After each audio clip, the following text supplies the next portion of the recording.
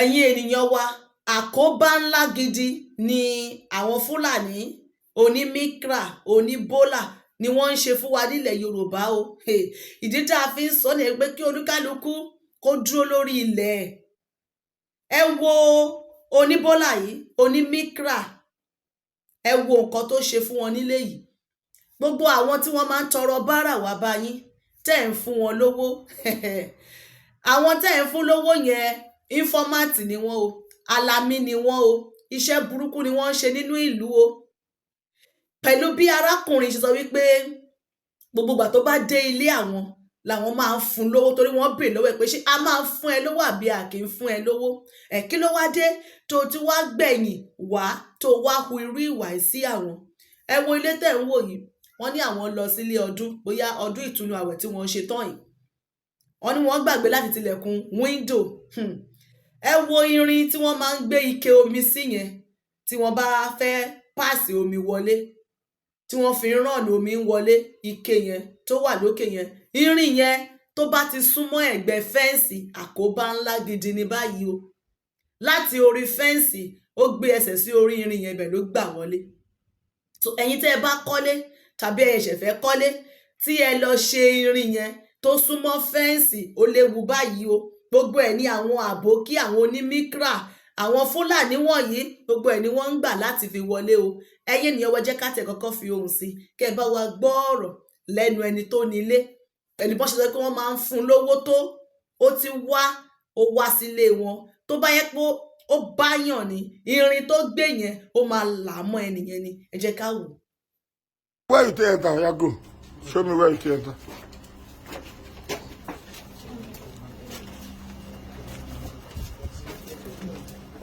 Ọlọ́run máa ṣọ́ wa, Ọlọ́run máa fún wa mú o.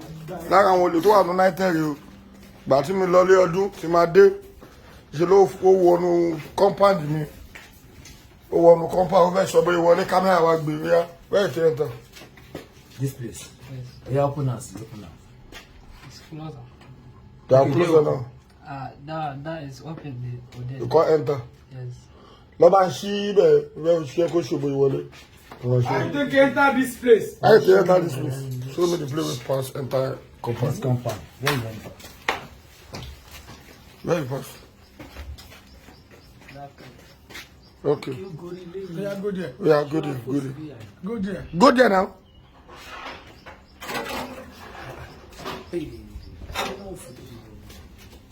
Mo ní kó ṣe bóyá ìwọ nu compound ló fẹ́ ṣe o.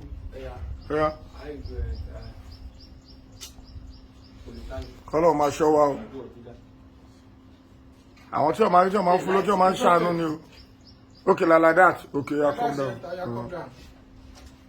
But this guy, if they give you money now, you know, saying they give you money. Wait till you TV inside your kitchen. Wait till you carry. What do you carry there? I don't carry anything. I don't carry anything for that place. Only this one I don't. Okay. Yeah, this one are you? Yeah. Who? Touch him. How you take visit this one? One piece and sauce. And this one you won't carry. Yes. What is your oil? And this one I think over. You don't carry them. Where you put them? You don't sell them. I don't sell them. What of all those iron where you park for that place? Iron. All the part of motor where you park. Why you park on my property? What you do now? What did I do? What You? you do? You know that they give you money now. Who send you message? Who send you say make you enter this? Who tell you say make you enter? Kò sẹ́ni tó ràn ó fẹ́ ṣe kà. Bóyá mo fẹ́ jẹ́ kó ṣe bóyá ìwọ ọdún pálọ̀ ẹ̀ lọ́ba ń ṣí. Oya, go and enter am make I see you. Go and enter am. Kámẹ́rà ló mú o. CCTV kámẹ́rà ló mú o. Mi dẹ̀ dá mọ̀ mo wá lọ mú. Bóyá ìwọ ọdún ló fẹ́ ṣe yìí o. Bàtà travel àrọ́tì ti Udo. Kitchen ló gbà wọlé. Yeah. That's you do now. I'm not going to enter. Yeah. I'm not going to enter completely. This is complete. Eh? I'm not going to enter completely. You enter inside. Eh? You no enter inside. Inside. How you take enter? Eh? How you take enter? I enter from here. But you enter, make I see you now. If you no enter, I go beat you. Enter, you know say come make I see you. Enter, make I see you.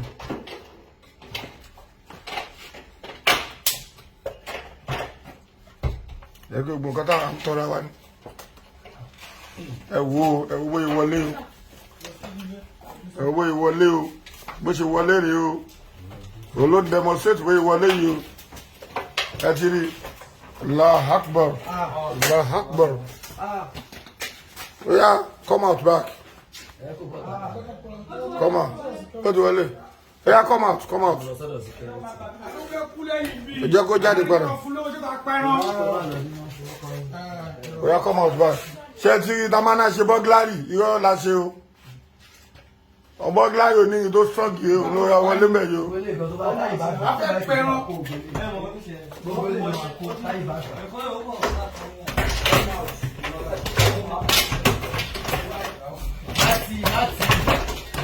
Ta ló ti yẹ? Olórí burúkú ni. Olórí burúkú ni. Oya, jalo. Oya, tí wọ́n lọ. Iyán, bàbá ẹ̀ṣẹ̀ máa bí o, òun ló bá kí ní ìyẹn o. Ẹgbọ́n àwọn yẹn máa ń ṣí wíńdò ilẹ̀, a máa ti sùn. Kí ló ń porúkọ yìí? Ibi kò ṣe máa gbà bí. Kò yẹn máa gbá bí. Ó dà pé ìtì kitchen yẹn ló máa ń jẹ́ kó ń ṣí. Ibẹ̀ yẹn lẹ̀. Ibẹ̀ yẹn ló máa ń kọ́ ṣí bẹ̀rẹ̀ lẹ̀. Yeah, go. Go now. Ibi tí mo ti ń study ni pé wọ́n ti ń jí kan rẹ̀. Ìgbà tí under wa tún kó They come here, they kí ni mọ́tò bí ọwọ́ wá. Òun kí ni mi sọ fẹ́ pé lè làwọn bíbù ṣe mo sọ? Ṣé ti sọ o? Mi ti rí CCTV camera kan tó jalè lẹ́kọ̀ọ́. Mi ní àbọ̀bọ̀ yìí ni mi rí ń bẹ̀. Àjọ tí ó jọ ẹ̀ náà ni. ẹ̀yin ènìyàn wa ṣé inú ẹ̀ ti bá wa gbọ́ lẹ́nu ẹni tó nílé àti onímíkra yẹn Fúlàní tó wọnú ilé wọn nígbà tí wọn ò sí nílé. Ṣé ẹ wá rí i pé irin tí wọ́n ní ó gbé yẹn, irin tó ní kó gbé wò yẹn, tó bá jẹ́ pé àwọn tó nílé yìí bóyá wọ́n fi ọmọ kan lẹ̀ àbí wọ́n kàn ṣáà fi ẹnìkan lẹ̀ bí ẹni sọ pé òun ò tẹ̀lé wọn lọ lé ọdún, ẹ jọ ṣé àbókì irin yẹn ṣé kò ní là mọ́ lórí bó ṣe máa ń pa àwọn èèyàn sílé gẹ́lẹ́lẹ́ rí yẹn. Àìmọye àwọn èèyàn tí wọ́n ti lọ yọ́, tí wọ́n ti yọ́ wọnúlé, tí wọ́n ti fi ṣe léṣe, tí wọ́n ti pamọ́ wọ ilé wọn látàrí wípé wọ́n ṣàfẹ́ bà nǹkan jẹ́. Nígbà tí òkè ó fẹ́ ṣa irin àbí ó fẹ́ gbé irin, ṣé wọ́n da ilẹ̀ nù síbẹ̀ yẹn ni? Ilé onílé bí ilé yìí ṣe tóbi tó, ẹ bá wa wo ilé yẹn o. Ẹni tó kọ́ ilé báyìí tó ṣe fẹ́ǹsì sí tí wọ́n ti ní CCTV kámẹ́rà, ọpẹ́lọpẹ́ CCTV kámẹ́rà yẹn inú ibẹ̀ náà ti rí. Àwọn dẹ̀ dá a mọ̀ wípé ẹni yìí àwọn máa ń fún lówó bọ́n ṣe trace ẹ̀ lọ nìyẹn. Ọpẹ́lọpẹ́ CCTV kámẹ́rà so ẹ mọ̀ wípé ẹni tó ní ilé yẹn kì í ṣe pé bóyá ẹni tí kò ní owó àbí nǹkan kan. Gbogbo kan tí wọ́n nílò wọ́n pèsè ẹ̀ síbẹ̀. Ẹ wá wo ọ̀nà tí àbókì tí wá gbà wọ bẹ́ẹ̀. Ṣé rí pé àti ẹni tó lówó àti ẹni tó lówó báyìí, ṣé rí pé gbogbo ẹ̀ báyìí nínú ìlú yìí kò sí ètò ààbò. Ìdí tá a fi ní gbogbo wa ní ọ̀rọ̀ ìjọ kan nìyẹn. Ìwọ tó o bá lówó tó o kọ́lé tó o ṣe CCTV kámẹ́rà o ṣe kinní kan, àwọn eléyìí wọ́n máa wá ọ̀nà mìíràn àbí ọ̀nà kan àbí òmíràn tí wọ́n á gbà wọlé. Ṣé rí wọn bẹ́ẹ̀ yẹn? A ní ìrọ̀rùn igi òun ní ìrọ̀rùn ẹyẹ ní ọ̀rọ̀ ètò ààbò tó sí i. Àtẹni tó lówó àtẹni tó lówó gbogbo wa lọ̀rọ̀ ìjọ kan o. Gbogbo wa ní ọ̀rọ̀ ìjọ kan. Tí kì bá ṣe wípé wọ́n ní CCTV kámẹ́rà ni tí wọ́n lọ lé ọdún tó ṣe nǹkan tó lọ, ó sì máa padà wá láti wá ṣe nǹkan míì. Wọ́n ní wọ́n máa ń fún lówó, kí wá ní ìtumọ̀ owó tí wọ́n máa ń fún báyìí? Ṣé kí wọ́n ṣe láàánú? Ó fún wọn lówó wàhálà, wọn ò fún wọn lówó ìjọ̀gbọ̀n. Torí arákùnrin kan ní Ìtorí tí wọ́n ní wọ́n fẹ́ gbá igi mọ́ àwọn lórí ní oṣù tó kọjá, ṣe gbogbo alábáwa rí fọ́nrán yẹn. Wọ́n déwájú wọn ní ṣọ́ọ̀bù ìyàwó wọn ni wọ́n ní ó tọrọ bárà débẹ̀, àwọn ní kó kúrò níwájú àwọn, wọn ò ní owó tó fẹ́ fún, ló gbé igi ló fẹ́ là mọ́ wọn lórí, ló mú igi tó fi tọrọ bárà débẹ̀, tí àwọn ọlọ́pàá ti ní kí arákùnrin yẹn ti gbé igi yẹn wá tó gbà lọ́wọ́ àwọn bòróró àwọn Fúlàní kó gbé wá sí police station. Ṣé ẹ wá rí bẹ́ẹ̀? Ọ̀rọ̀ tó wà lẹ́ ọjọ́ kan gbogbo wa ní o. Ẹ jọ̀ọ́ àkíyèsí pàtàkì lélẹ̀ fún gbogbo wa. Ibikíbi tẹ́ ẹ bá ti rí wọn, ẹ má sọ pé ẹ fún wọn lówó àbí ẹ fún wọn níṣẹ́. Torí àwọn míì wọ́n máa sọ wípé gate man kinní kan ẹ̀ ń gba málà, ẹ̀ ń gba Hausa, ẹ̀ ń gba Fúlàní gẹ́gẹ́ bí gate man. Ó léwu báyìí o. Ẹ jẹ́ bá wa pín ètò ìkókan àwọn èèyàn wa lọ́wọ́. Ṣé rí ọ̀nà tí wọ́n gbà fi mú CCTV camera ni ó ti ṣe ìrànlọ́wọ́ o. Ẹ jọ̀ọ́ ẹ jẹ́ kí a gbìyànjú láti máa ní àwọn nǹkan wọ̀nyẹn sílé, àti wípé ṣé gbogbo èèyàn ló máa rí owó rà? Ẹni tí ò tẹ̀ tí ìrówó yọ búlọ́ọ̀kù, tó òrówó kọ́lé, tó òrówó jẹun, ṣé òun ló fẹ́ ra CCTV camera? Ṣé òun ló fẹ́ ra CCTV camera? Òun la sọ wípé ìjọba gbọ́dọ̀ ṣe àwọn nǹkan tó máa jẹ́ àǹfààní bákan náà fún gbogbo ará ìlú ni. Ẹyẹ ènìyàn wa, ní ọjọ́ àìkú 20 oṣù kẹta 2026 tí a wà yìí, ìròyìn jáde wípé wọ́n ṣe ìkọlù sí Ekwa Church ní ìpínlẹ̀ Kwara. Wọ́n jí èèyàn 8 gbé lọ nílé ìjọsìn yẹn àtìyàwó pásítọ̀ ti jáde, wọ́n ti sọ̀rọ̀ bí ìṣẹ̀lẹ̀ yẹn ṣe ṣẹlẹ̀ o. Pásítọ̀ Ọmọlé Sunday, wọ́n ní ìyàwó àwọn wà lára àwọn tí wọ́n jí gbé lọ, pé ara ìyàwó wọn, wọ́n ní ara wọn ò dẹ̀ le, pé wọn ò ní ìlera tó péye dáadáa, pé ìyẹn gan ni ó ń kan àwọn lóminú bá, àti àwọn ọmọ ìjọ àwọn tí wọ́n jí gbé lọ. Ẹyẹ ènìyàn wa, nígbà tó máa di àná ni ìròyìn jáde síta. Àwọn ajínigbé tó ya wọnú ilé ìjọsìn yẹn Ekwa Church ní Kwara, wọ́n fi ìròyìn síta o. Wọ́n ní 1 billion ni àwọn fẹ́ gbà. Ṣùgbọ́n jẹ́ ká gbọ́rọ̀ lẹ́nu pásítọ̀ yìí. Wọ́n ti ṣe ìfọ̀rọ̀wérọ̀ yìí pẹ̀lú wọn tán kí ìròyìn míì tó padà wá jáde wípé àwọn agbésùmọ̀mí yẹn sọ wípé àwọn máa gba 1 billion, kì í ṣe 1 million o, 1 billion kí wọ́n tó lè tú àwọn táwọn jí gbé sílẹ̀ ní ìpínlẹ̀ Kwara. Ìfẹ́ ló dùn. Bá wa gbóhùn sókè Pásítọ̀ Ọmọlé Sunday. Sir. My name is Omole Sunday Timothy. What's your position in the church? I'm the minister in charge of the church. We heard about the unfortunate incident that happened yesterday. So how did it affect you directly, sir? I'm the pastor in charge of the church. So I was leading the program when we were alerted by one of the members that saw them coming towards the church premises. So they have entered the church premises. They are coming towards the church building. So immediately that we were alerted, I told all the members that we should run, and everybody scattered from the church. I went through the back door and I jumped the fence and I entered the bush with some members. Other members hid in the choir rooms and pastor's office. We thank God that they were unable to enter those places. We were told your wife was among the people kidnapped. Yes, she was among the 11 people that was kidnapped before they released 3 people, a child and 2 elderly women. Okay, a child and 2 elderly women. Yes. So it was not actually that they were rescued? No, they were not rescued because those women were held and they were unable to move with the way they were treating them. So they thought they were going to delay them, so they abandoned them. So how are you able to manage the trauma? Immediately that I ran to the next community, which is Ola. I was able to call Orago that we are in need of soldiers, that kidnappers has entered Omogo. Then other people also made call, especially from the CAC, the minister in charge of CAC, also called Orago, and that was how the vigilantes and the soldiers were able to came to our rescue. Since so far, has there been any communication between you and? We have not heard anything from them. So how will your kid feel that they did not see their mom since yesterday, and you particularly did not see your wife beside you? How will you feel? Since yesterday, I've not been able to get myself together. Sincerely speaking, and my kids are just crying, all of them.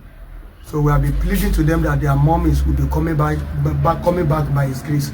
And personally, I am seriously disturbed. I've not been able to sleep, nor do anything, or put myself together because she's even not health-wise okay for the situation that she'll be experiencing now. So you as a pastor now, what do you have to tell the government to do? Sincerely, I'm pleading with the government that these situations is beyond our power, because 8 members are in their custody right away, and the church cannot bear the consequence, and even the whole community, put all Oroago together, cannot bear the consequence of this kidnapping. So there's a need for the government to come to our rescue, sending down the force men to come and assist, and also to assist in the negotiation, because we don't know what to do with this situation. Okay, has the matter been escalated to ECWA headquarters? Yes, it has been escalated. Yesterday, Commissioner of Police also came. He came yesterday with his entourage to come and look at the situation on ground. Ẹ̀yin ènìyàn wa, ọ̀rọ̀ lẹ bá wa gbọ́ tán lẹ́nu Pastor Sunday Omole tí wọ́n sọ pé àwọn ni àwọn jẹ́ alákòóso ìjọ ECWA tó wà ní ìpínlẹ̀ Kwara ní Oroago. Ẹ̀yin ènìyàn wa, ṣé ẹ bá wa gbọ́ ẹ̀kúnrẹ́rẹ́ bí wọ́n ṣe sọ yẹn wípé ńgbà tí wọ́n dé lára àwọn tó jẹ́ ọmọ ìjọ wọ́n ta àwọn lólobó wípé àwọn agbésùnmọ̀mí ni wọ́n ń bọ̀ yìí o, ṣùgbọ́n báwọn ṣe gbọ́ kọ́ tó máa súnmọ́ ilé ìjọsìn pé olúkálukú fọ́n dàgbé, ṣùgbọ́n bí olúkálukú ṣe ń sá lọ àwọn ń ti àwọn fo fẹ́ǹsì sọdá sí òdì kejì. Àwọn tí nínú ilé ìjọsìn, àwọn arúgbó, àwọn àgbàlagbà, àwọn tí gbogbo èèyàn kan ló lè yára sáré, àti wípé tí nǹkan bẹ́ẹ̀ bá ti ṣẹlẹ̀ kò sí ni wọ́n á mú àwọn èèyàn ṣe mọ̀ wípé àwọn kinní tàdé ń sọ wọ̀nyí tátátátá ó wà lọ́wọ́ wọn. Wọ́n ṣàwà sọ wípé wọ́n kó ènìyàn 8 pẹ̀lú ìyàwó wọn. Elédùmarè kó ṣàánú fún wa ní ilé ìjọsìn ìpínlẹ̀ Kwara ní Oroago. Wọ́n ní àwọn lọ sí Ọlà, àdúgbò tó jẹ́ Ọlà, wọ́n ní ibẹ̀ làwọn lọ fara ṣoko sí láwọn ti àwọn kó tó di wípé ìgbà tí wọ́n wá ṣọṣẹ́ tán àwọn á rí wípé ìyàwó àwọn. Ọ̀pọ̀lọpọ̀ àwọn èèyàn ni wọ́n ń sọ ní abẹ́ comment section bíi tí pásítọ̀ yìí ti sọ̀rọ̀ wípé báwo ni pásítọ̀ ṣe lè sá fi ìyàwó sílẹ̀? Ṣé wọ́n rí pé tí nǹkan bá ṣẹlẹ̀ Ọlọ́run má jẹ́ kéèyàn rí ogun, kéèyàn má rí ìdààmú. Wọ́n ní tí iná bá jóni tó jó ọmọ ẹni, tara ẹni là kọ́kọ́ ń gbọ̀n o, àbí ẹ̀yin ènìyàn wa ẹ gbọ́. Ọlọ́run má jẹ́ kí aburú ṣẹlẹ̀ síyàn, ó ti ṣẹlẹ̀ bẹ́ẹ̀ yẹn. Ṣé pásítọ̀ máa gbé ìyàwó ẹ̀ pọ̀nrin, àbí pásítọ̀ máa fa ìyàwó ẹ̀ kọ́ apá? Ẹ gbọ́ ẹ̀yin ènìyàn wa, kí ló yẹ kí pásítọ̀ ṣe nígbà tí ìṣẹ̀lẹ̀ yẹn ṣẹlẹ̀? Ṣó yẹ kí pásítọ̀ nìkan dá sá lọ kó fi ìyàwó sílẹ̀? Àwọn ìyá arúgbó tí wọ́n ní wọ́n mú, wọ́n ní 11 ni wọn ò bá jẹ́, ṣùgbọ́n àwọn ìyá arúgbó kọ̀ọ̀kan tó wà ńbẹ̀ tí wọn ò ní lè yára rìn tẹ̀lé àwọn agbésùnmọ̀mí yẹn, wọ́n ní wọ́n fi àwọn wọ̀nyẹn sílẹ̀. Wọ́n ṣàwákù 8 báyìí sí ọwọ́ agbésùnmọ̀mí àti ìyàwó pásítọ̀. Ẹ gbọ́, torí lọ́dà comment section yẹn àwọn èèyàn sọ̀rọ̀ sí pásítọ̀ yìí ni o. Wọ́n ní kí ló dé tí pásítọ̀ fo fẹ́ǹsì lọ, kí ló dé tí pásítọ̀ ò dóòlà ẹ̀mí àwọn ọmọ ìjọ. Ó ti wá dójú ẹ̀ báyìí. Kọ́tà ń sọ fún wa nìyẹn, àti pásítọ̀ àtẹ̀ntó pásítọ̀ àtàfáà àti gbogbo ará ìlú pátá, a ní ọ̀rọ̀ ètò ààbò tó mẹ́hẹ̀ ó jọ kan gbogbo wa ni. Breakfast lọ̀rọ̀ tó wà nílẹ̀ yìí, wọ́n ń serve everybody round ní báyìí o. Ọ̀tọ̀ọ̀tọ̀ ní ọ̀nà tó gbà fi ń serve ará ìlú o. Ọlọ́run má jẹ́ kí aburú ṣẹlẹ̀ sí wa, àní dààmú o. Ọ̀rọ̀ eléyìí à ń pọ̀rọ̀ yìí lówè, ó ti láàárọ̀ nínú. Bọ́tẹ̀ ṣe wá kọlu Oroago ní ọ̀sẹ̀ tá a wà yìí láti ọjọ́ àìkú yẹn lọ di ẹnu bí a ṣe ń sọ̀rọ̀ yìí, wọ́n ń kọlu Oroago lọ́wọ́lọ́wọ́ gidi o. Ní àná ìròyìn jáde, àná ọjọ́ 25 oṣù kẹta 2023 yìí ní ìròyìn jáde wípé wọ́n fẹ́ ṣe ìkọlù sí àgọ́ ọlọ́pàá tó wà ní Oroago, ṣùgbọ́n bí àwọn ọlọ́dẹ àti àwọn vigilante bí wọ́n ṣe jọjọ kojú ara wọn, wọ́n pa Olúọdẹ o. wọ́n mú Olúọdẹ Orò Àgọ́ wọ́n mú balẹ̀ ní àná. ìròyìn ẹlẹ́ ń wò yẹn.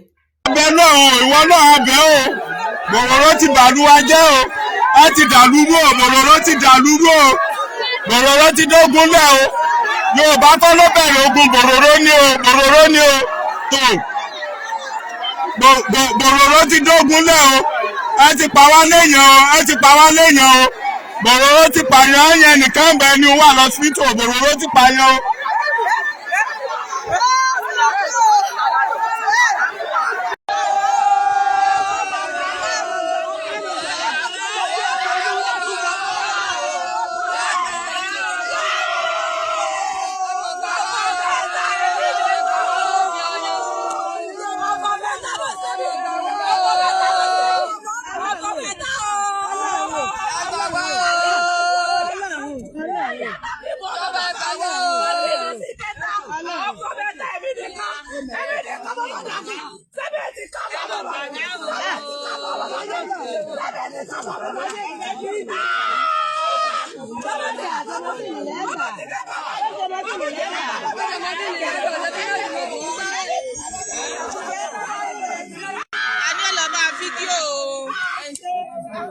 ọbẹ̀ náà ìwọ náà abẹ́ o bòròró ti bàlúwa jẹ́ o ẹ ti dàlúrú o bòròró ti dàlúrú o bòròró ti dógun lẹ̀ o Yorùbá kọ́ ló bẹ̀rẹ̀ ogun bòròró ni o bòròró ni o tó bòròró ti dógun lẹ̀ o ẹ ti pa wá léèyàn o ẹ ti pa wá léèyàn o bòròró ti pààyàn yẹn nìkan bẹ́ẹ̀ ni wà lọ́sibítù bòròró ti pààyàn o.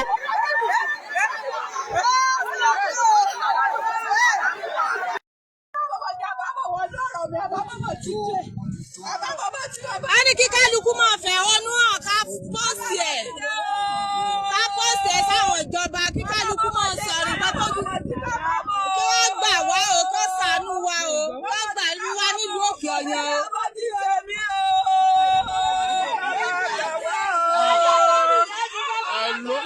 láti ìlú Òkè Ọ̀yàn ni o ẹjọ́ ẹ gbà wá olórí ọ̀rọ̀ àwọn kidnapper yìí o wọ́n ti ṣe wá lọ́fọ̀ púpọ̀ ní ìlú o.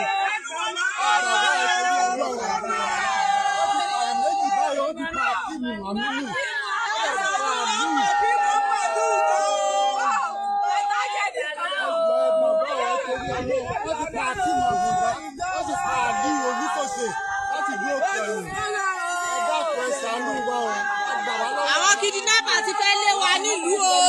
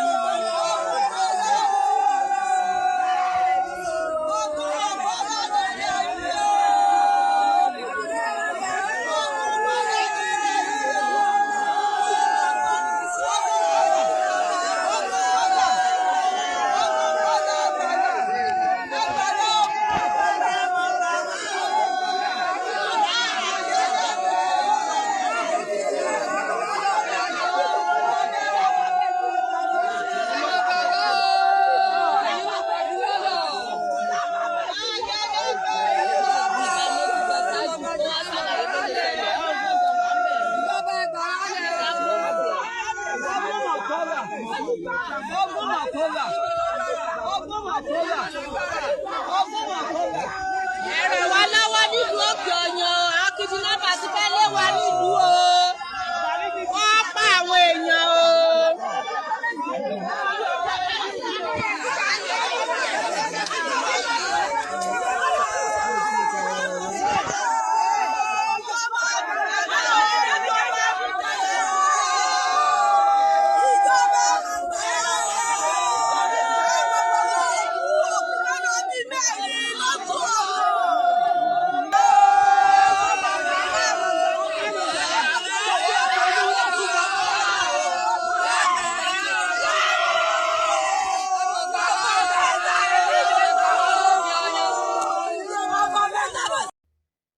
ìròyìn ẹlẹ́ ń wò yẹn di bí a ṣe ń sọ̀rọ̀ yìí wọ́n ń ṣe ìkọlù síbẹ̀ ìjẹta wọ́n ṣe ìkọlù síbẹ̀ wọ́n pa àwọn ọlọ́dẹ 3 tí a gbé ìròyìn ẹ̀ wá fún wa àná wọ́n ṣe ìkọlù síbẹ̀ ṣe rí pé gbogbo àwọn agbègbè yẹn báyìí kò sí ibì kan tí àlàáfíà wà o, kò sí ibì kan tí ó tòrò ní gbogbo South District, Kwara South, gbogbo ibẹ̀ ni àwọn agbésùmọ̀mí wà.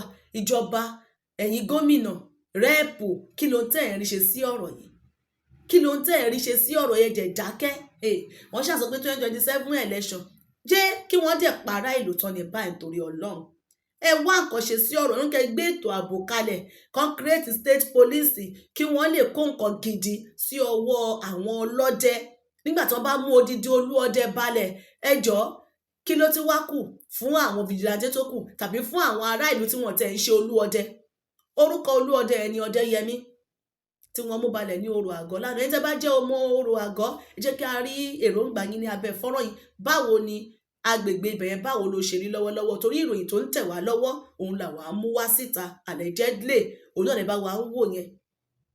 Ìdí tá a fi ní ká fọwọ́sowọ́pọ̀ lórí ọ̀rọ̀ ètò ààbò ká bá lè gbára wa, torí ọ̀rọ̀ yìí ó ń dóyìn mọ́ ni, ó ń dóyìn mọ́, ó ti ń pọ̀ jù o. Àwọn eléyìí wọ́n ṣe tán, wọ́n fẹ́ gba ilẹ̀ ní o. Wọ́n ní àgbàrá ò lóhùn ò nílé ń wó o, onílé ni ò ní gbà fún o. Ọmọ Yorùbá, jẹ́ ká fọwọ́sowọ́pọ̀ lórí ọ̀rọ̀ ètò ààbò. Ẹ̀yin lọ́balọ́ba, ẹ dìde, ẹ má jẹ́ kí ìlú dahoro, ẹ má jẹ́ kí ìlú tú, ẹ má jẹ́ kí ìlú tú mọ́ yín lórí. Àtẹ̀yin gómìnà, ẹ̀yin rẹ́ẹ̀pù, ẹ má wò wípé àwọn ọmọ yín ò sí nínú ìlú. Àwọn èèyàn ni wọ́n ń pa, ni wọ́n ń jí gbé yìí. Wọ́n ń jí àwọn èèyàn gbé lójoojúmọ́. 1 bílíọ̀nù ni wọ́n ní kí wọ́n lọ máa mú wá. Ẹ jọ̀ọ́, gbogbo inú ìlú, gbogbo Orò Àgọ́ pátápátá tó bá ní kí wọ́n máa tó jọ, ṣé wọ́n rí 1 bílíọ̀nù gbé sílẹ̀? Ká máa sọ wípé ilé ìjọsìn, òun ni pásítọ̀ yẹn sọ, ó ní ọ̀rọ̀ tó wà nílẹ̀ yìí, ó ní ó ti kọjá agbára àwọn, kí ìjọba kí wọ́n dá sí. Ẹ jẹ́ bá wa pín ètò yìí kó dọ́dọ̀ wọn. Ẹ̀yin ènìyàn wa, jẹ́ ká rí èròǹgbà yẹn ní abẹ́ fọ́nrán yìí. Ní orí ìkànnì wa tuntun tí a wà yìí náà ni Àṣàkẹ́ Akọ́mọlédè. Ẹ bá wa gbìyànjú láti bá wa subscribe sí orí YouTube channel wa. Àwọn tí wọ́n wà ní orí YouTube channel wa tí wọ́n ṣẹ̀ṣẹ̀ gbé lọ yẹn ní Àṣàkẹ́ TV show, ẹ bá wa pín dọ́dọ̀ wọn wípé ibi tí a wà báyìí, ibi tí wọ́n ti máa gbóhùn wà lélẹ́yìí lágbára Ọlọ́run. Àwa là máa wá, ẹ̀yin là máa dé bá. Ẹ tó bá ní a ò ní wá, òun náà ni a ò ní dé bá o. Èmi náà lọmọ yín, ọ̀rẹ́ yín, olólùfẹ́ yín, àbúrò yín, Àṣàkẹ́ TV show. Bá wa pín lógúnlógún, ẹ pín lọ́gbọ̀lọ́gbọ̀. Odùduwà gbè wá láṣẹ Èdùmàrè. Ẹ bá wa subscribe, ẹ máa tẹ love, ẹ máa tẹ like. Elédùmarè á ràn wá lọ́wọ́. A ní dààmú o.